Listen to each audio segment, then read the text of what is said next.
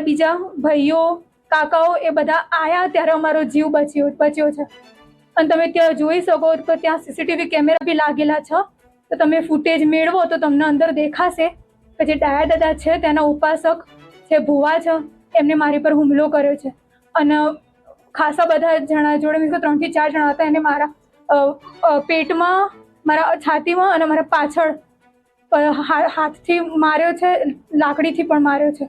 અને બીજા 3-4 જણા જોડે લાકડી, દંડ અને એક ભાઈ જોડે તો તલવાર બી હતી, તો એમનાથી અમારા ઉપર મારવાનો પ્રયાસ કર્યો હતો એમને। મારા પપ્પા જે ઈશ્વરભાઈ છે તો એ ટ્રસ્ટીના ત્યાં ટ્રસ્ટી છે ટ્રસ્ટના, તો એને બાનમાં રાખી આ અવારનવાર એમને ટાર્ગેટ કરતા અને સમયાંતરે આ લોકોનું જે નાની નાની બાબતે કે જે પૈસાની ઉચાપતમાં લોકો પાસે ડોનેશન ઉઘરાવા, આ બધી થોડી નાની મોટી ચર્ચાઓ થતી, તો એના બાનમાં રાખીને પણ મારી દીકરીને એવા પણ અમે સાંભળવા મળ્યું કે ભાઈ અમે લોકો આ તમારા બાળકોને પણ અમે ત્યાં આગળ ગમે તે અંશે દબાણ કરીને પણ ઈશ્વરભાઈનું બયાન બદલવા માટે પણ અમે પ્રયત્ન કરીશું। આવા લોકો અથાગ આગળ પણ પ્રયત્નો કરી ચૂક્યા છે।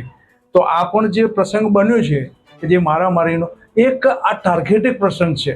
એના ઝઘડોનું મૂળ આ છે।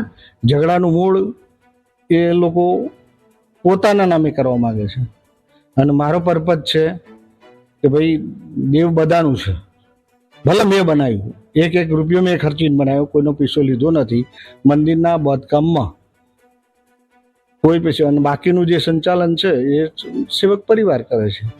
અને જે ટ્રસ્ટીઓ છે એ આમ તો અમે બધા કુટુંબી જ છીએ, પણ સ્વતંત્ર કબજો લેવો અને મારી આ જે મારો હેતુ છે છેક 5મા ધોરણથી કે તન મન ધનથી સેવા કરવી, એ હું કરી રહ્યો છું। આ લોકોનો ભ્રમ છે કે તમે મંદિરના પૈસાથી પેલો કરો। હકીકતમાં હું ચપટી વાળો બાવો નથી, ચપટી માગવા વાળો બાવો નથી।